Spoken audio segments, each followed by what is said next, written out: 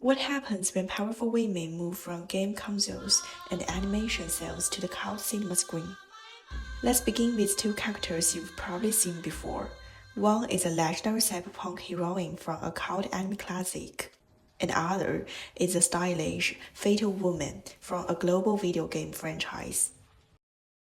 In 2017, Hollywood cast Scarlett Johansson as Motoko Kusanagi in Ghost in the Shell, a character who had long been associated with Japanese identity, not just in name, but in cultural tone and philosophical complexity.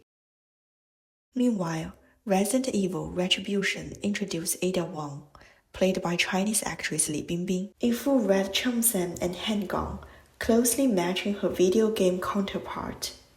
So why did one face major backlash while the other was largely celebrated? This video essay explores the stories of Ada Wong, Alice, and Major Motoko Kusanagi, to unpack how adaptation, race, and cult fandom shape which kinds of female warriors are welcomed and which ones are rejected. In the original Ghost in the Shell, Motoko Kusanagi is a deeply philosophical figure, a Japanese cyborg suspended between machine logic and human memory. There are countless ingredients that make up the human body and mind, like all the components that make up me as an individual with my own personality. Each of those things are just a small part of it. I collect information to use in my own way. All of that blends to create a mixture that forms me and gives rise to my conscience. I feel confined, only free to expand myself within boundaries. The 1995 film earned cult status for its haunting quietude, stylish dystopia, and philosophical ambiguity. So when Paramount adapted it into a live-action version and cast Scarlett Johansson, fans pushed back hard. It wasn't just about race. It was about cultural displacement. Johansson, known for her Hollywood glamour and Western beauty, was suddenly playing a character named Motoko Kusanagi. It felt not just inaccurate, but opportunistic. Even though the original director, Mamoru Oshii, and some Japanese audiences were more forgiving, seeing Johansson fit the film's global cyberpunk aesthetic. Among transnational cult film communities, especially online, many saw it differently. They saw it as another case of Hollywood whitewashing, cashing in on cult media while stripping away its cultural core. On platforms like Reddit and Tumblr, fans shared memes mocking the casting, equating it to erasing Japanese identity in favor of global box office appeal. As scholar Laurie Kido Lopez notes, whitewashing reinforces the invisibility of Asians in US media while simultaneously profiting off of Asian stories and aesthetics. Meanwhile, Ada Wong's reception was remarkably different. On the one hand, casting Li Bingbing, a Chinese actress, maintained a visual and ethnic link to the original character. In Resident Evil Retribution, her appearance was nearly a frame-by-frame match with the game. A red cheongsam, sleek hair, a gun, and minimal dialogue. On the other hand, unlike the Major, Ada Wong wasn't tied to a cult anime loaded with philosophical weight. She was always more of a fantasy, mysterious, stylish, and dangerous. Fans didn't expect existential depths. They expected action. And in that sense, Li Bingbing delivered. In an interview, Li recalled that Hollywood makeup artists initially wanted to apply a Western style of makeup. 当时化妆的时候，其实这个化妆师一上手，我就知道他行不行。不是说他水平好不好的问题，是他对我没有概念。西方人，他觉得打了底、描了眉、刷点眼影，可能这个妆就完了。但是我的要求就是这个妆要有精神，要漂亮，还要有人物的味道。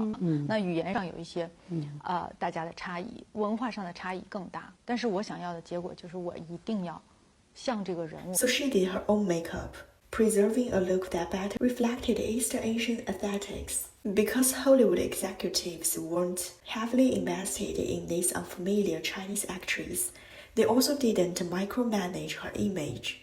That gave Ada Wong something rare in its adaptations, a moment of visual authenticity.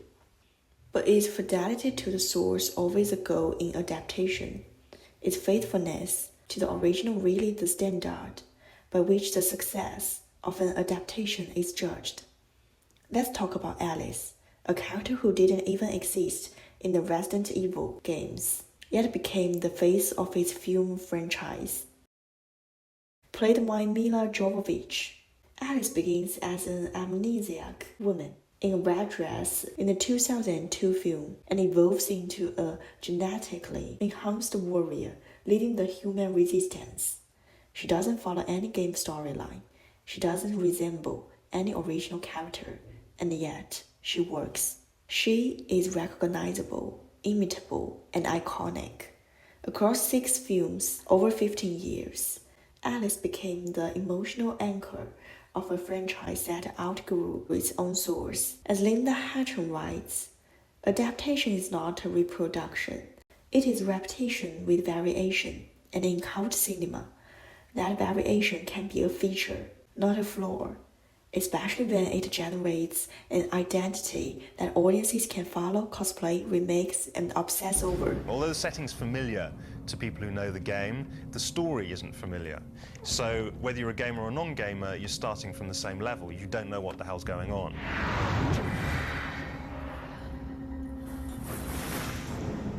So in many ways, the prequel really was, I think, the ideal way to approach the adaptation.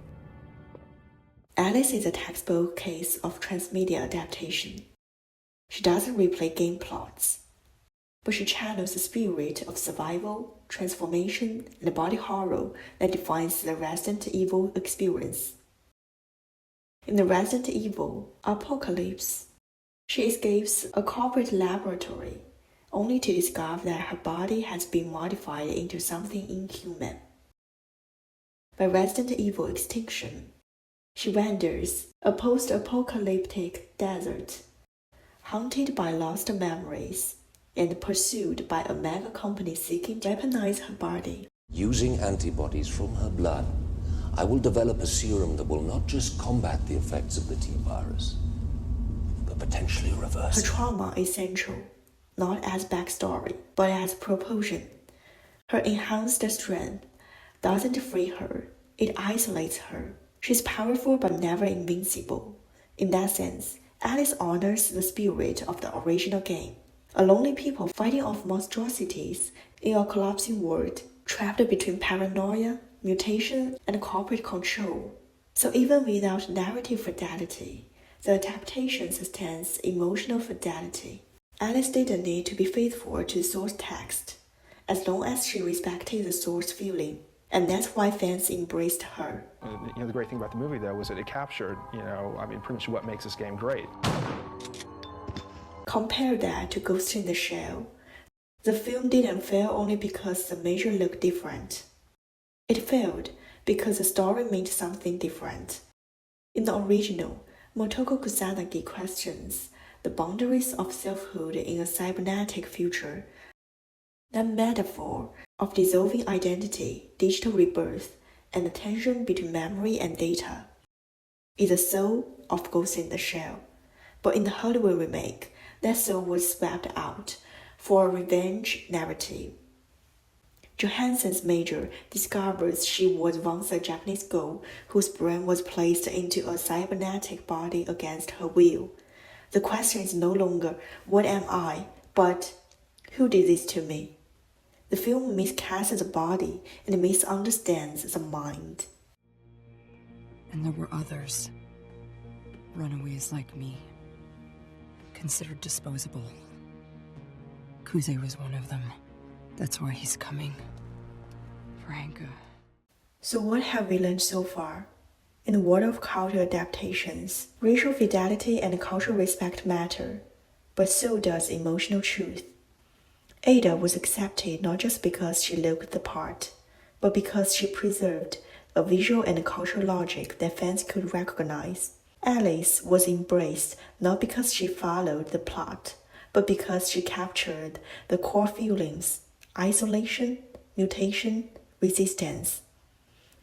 In short, a female warrior is welcomed when she resonates visually, emotionally, and culturally with the spirit of her source. But resonance isn't the same as progress. Ada Wong and Alice succeeded on screen doesn't mean they were well written. As one scholar puts it, even the success stories are complicated. The Resident Evil franchise, across both games and films, often blurs the line between empowerment and exploitation. Let's start with Ada Wong. Her red chumsan is iconic, but not exactly tactical. After all, who walks into a firefight with that much exposed skin? In the original games, Capcom gave her no backstory, hoping that mystery would make her intriguing. But a lack of backstory often means a lack of interiority. Ada became less of a person and more of a symbol, and fans won't complain, not about her personality anyway. They celebrated her appearance. They modded her into even sexier versions. On sites like Bilibili and YouTube, thousands of slow-motion edits fetishize her bleeding scenes, her thigh slits, her moans. She isn't being watched. She's being consumed.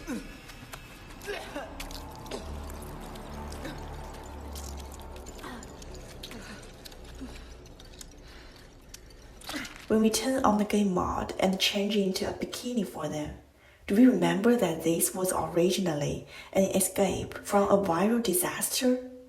And this isn't just about Ada. Consider Shiva, the Resident Evil franchise's first black female protagonist. As one study of game Resident Evil 5 observes, developers often exaggerate the dimensions of female video game characters. They typically have large breasts, impossibly tiny waists, high-pitched voices, and scantily clad. The clubbing costume recalls Shiva as a sexual character, while the tribal costume goes further to exoticize and sexualize her simultaneously. Now, here is a disturbing part. Replace Shiva with Ada and the paragraph still works. The basic costume recalls Ada as sexual, while the chumsan exoticizes her further. Why do these characters mirror each other so closely? Because both Ada and Shiva occupy a double-coded identity. They're women of color, both racialized and gendered. Race makes them exotic, when gender makes them desirable. The same logic extends into film. As male gaze theory reminds us, action heroines are often framed as objects of visual pleasure, not narrative agents. In other cult action films like Kill Bill, we see Japanese schoolgirls with swords, tight skirts, and blood-soaked innocence, deadly but still decorative. And what about Alice, a white woman? You might think she escapes this dynamic, but no, she's still a woman. Though there is a scholar praised Alice for her agency and physical power, even that empowerment is unstable.